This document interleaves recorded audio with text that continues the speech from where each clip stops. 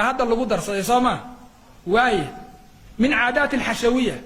حشوية اللي ممكن اللي يرادوا وهابيد هذا نقلت جوجان والمجسمة اللي مشبهة لها عادات كذا كم التهاي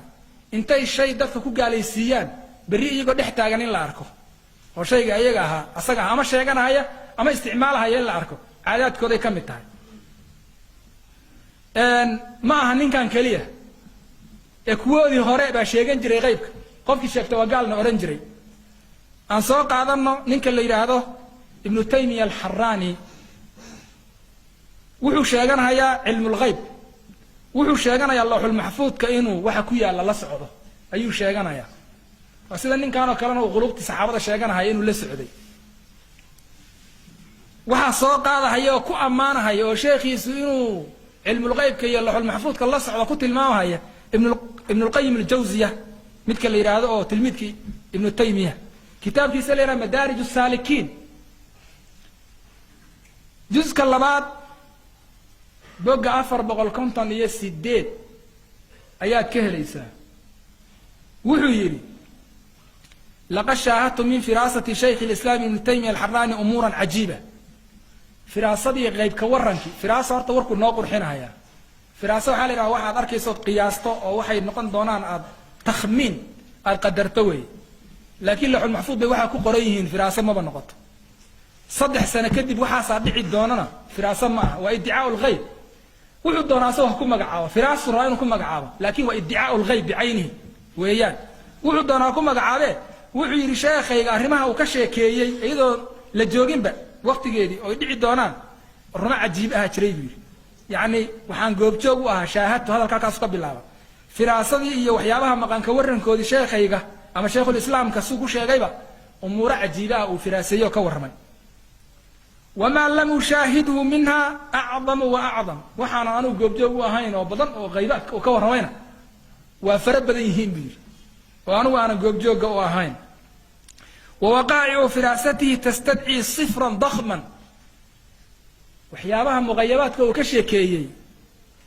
كتاب وين بأبهان طيب إن لقى قرماء ويحشاكين كسو كوبي كرماء أما كتاب الأليف وحيابات من ككوما نقول حداري كرم وحبو كشيكي مركب أخبر أصحابه بدخول تتار الشام سنة 99 و600 وعير المسلمين تبقوا أصحاب تسيبوا ورم حيرتي سي ساحبة ورم wuxuu ku yiri shaam waxa soo gali doona tatarka nimanka leeyahay muslimiinta ku soo duulo dhibaatooyin geystay ayaa soo gali doona dhulka shaam ay soo gali doonaan marka uu waramayo maxay tahay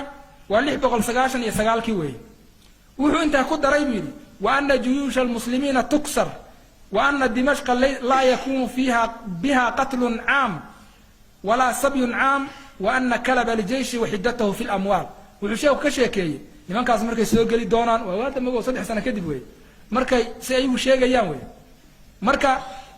markay ciidamada horta muslimiintu waa la soo jabin doonaa biir markii dimashq la soo galana shaam bay hada u weynayday waxa weeyaan qatl aama kama dhacahay xasuuq kama dhacahay shakhsiyaad la laayay waa la dilay waa meesha laakiin wuxuu yiri qatl aama xasuuqa kama dhacahay صبي عام كواد حياة ضدك سي جود لو ما قد قفالان دونا شخصيات مو يعني وأن كلب الجيش وحدته في الأموال إذا كاس إيمانا أيو أو مقالة ضدك قبصن دوننا كلب كوحل كلب الجيش وحل جدا أذاه وشره دبعته هو أن إذا كاس قيسن دونا وحي حولها ينقن دونتا حولها يدل قيسن دونانو أي كدقي دونان بوير انت امركم شباب ابن قيم وحرعي وهذا قبل ان يهم التتار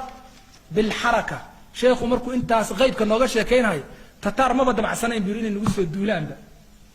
وهو لي معناه markay nagu soo duuli doonaan iyo markuu sheekhu nooga sheekaynahay isku mada way yaani ma haminin buu yiri inay nagu soo nuuxsanaan soo dhaqaaqaan markuu saa sheekhu nooga sheekaynahay buu waa kow markaas wuxuu yiri thumma akhbara an-nas wal umara سنة 2,700 لما تحرك التتار وقصدوا الشام أن الدائرة والهزيمة عليهم وأن الظفر والنصر للمسلمين وعير مركي أي صوت دقاقين تتار أو سندنا أي مرة يسابوا يري تضوات اللي يلا بقى أي مرة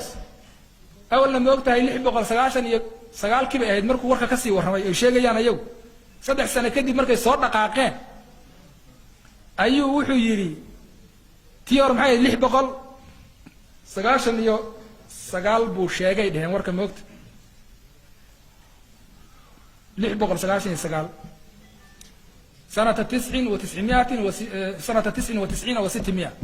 haddana waa goor magortu waramahay 72 markii la sii marahay ayay soo dhaqaaqeen marka Tatar waxaanu sii ogaabay marka noogu sheekaynayaan moogta oo qaybku ogaa waxaanu sii ogaa 3 sano kadib markaasuu wuxuu dadkii haddana markaa u sheegay umaradii madaxdii wuxuu u sheegay in Tatarkii markaas ay daa'irada iyo haziimada jabka iyo musiibada ayaga ay ku dhici doonto ciidamada muslimiintuna ay guuleysan doonaan muslimku uu guuleysan doono nasriga iyo dhafarka ay heli doonaan buu u sheegay markaasa de warkii waa war qayb ah wuxuu ka warramay moogta inaan la rumaysanayn buu arkaya wa aqsama ala dhalika akthara min 70 yamina markaasuu 70 jeer wax ka badan ku dhaarto wallahi waa saas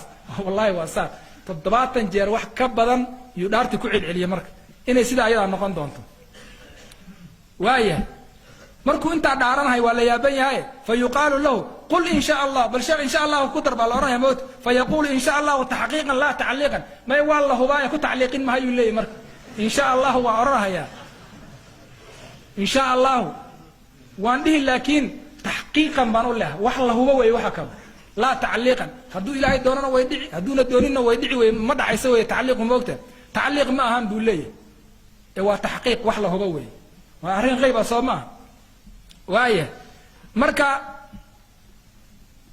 وحي مركا ابن القيم وسمعته يقول ذلك سداس انا وكمغلي سوى سداله قال فلما اكثروا علي قلت لا تكثروا كتب الله تعالى في اللوح المحفوظ انهم مهزومون في هذه الكره وحي والوعي العلم موت وان شاء الله هدى الليل راسل الليل لا تكثروا علي ورورك هيبو بديننا كتب الله تعالى في اللوح المحفوظ أنهم مهزومون في هذه الكرة إلى اللوح المحفوظ كوحو قري إن إنما كاسو تشبه هيانا وركا يقد أيوه مرك هذا كأيوه بدين إنسان 3 سنة وكدي واحد عيول السعودي لوح المحفوظ كان وضالع عنا يا سما لبدا عرفين وادي مرك السكينين كور المرك هذا قف كلام ابن تيمية هذا كعدي لقى مغلي لها محلات أنت كقبتان وقيليان وقالوا بيرهدان وبلايا سنيان وشركي شيغان بي waxay dhigayaan waa la yaabi lahaa laakiin intee way ka maqlayaan danna kamale ku bushin mahayaan ku qabsan mahayaan waxa la rabaa moogta waxa hadaa adigu gaalnimo u taqaan ama ku khaldano oo ku saxno qof kasto galaba inaad ku xukuntaan rabaa moogta markii imtee waa galahaya ibn qayyim waa galahaya maxamed bin abdul wahhab waa galahaya baabka ayuu dadka ay ku gaalaysiiyaan bas halkaas isaga wataan goorta qof kale ku arkaan bay kula soo fakarayaan marka gaalaysiin iyo maxay ay tafsiiq iyo tabdiic ayay kula soo fakarayaan marka taasu waa barnaamij kale si kale u abaabulan weey waa dagaal kale gaar ah oo dadka ku wajahan ma ahaan waxa la moodo qofku ku dilay wuxuu ku marmarsiyoodo waxa ay marmarsiya kaaga dhiganayaan laakiin haddii xaqiiqo ay qabaan ay tahay markay mashaayikhdooda sheegtay la dagaalami lahayn ama ay gaalaysiin lahayn sidaadoo kale waayahay taa marka halkaas weeyaan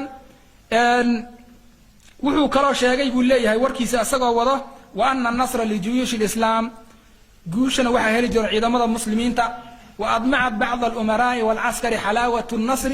qabla khurujihim ila liqa'i al-adu marka wuxuu yiri hadalkii sheekh ay u sheegeen asaa ku amaanahay cid ku raacsan oo kale oo warka sheegaysan male wuxuu yiri marka madaxdii iyo dadka ciidankii iyo markaas rajaa gashay inay guuleysan hayaan dhabac halawatu an-nasr ayay damceen buu leeyahay oo marka ay rajeeyeen saas marka ku tilmaamahayaan waxaan leenahay marka ibn taymiya anna lahu hada arintaas xageebu ka keenay marka qaybu sheeganaya ninkan xageebu ka keenay inuu yiraahdo dadkii saxaabada qarniga ogtiin noola qalbigooda kuma soo dhicin inuu yiraahdo xageebu ka keenay kahanatu mu'arrafu mafaal bala dhigtay is qulubta dadka la daalacday qaybka la socda ilaahay lagu haystaa wax badan baa arkaysa ama arki doonta ama arki jirta ayagoo leh qayb illa sheegta waa gaalnimo waana la sheegtay Soomaa وايه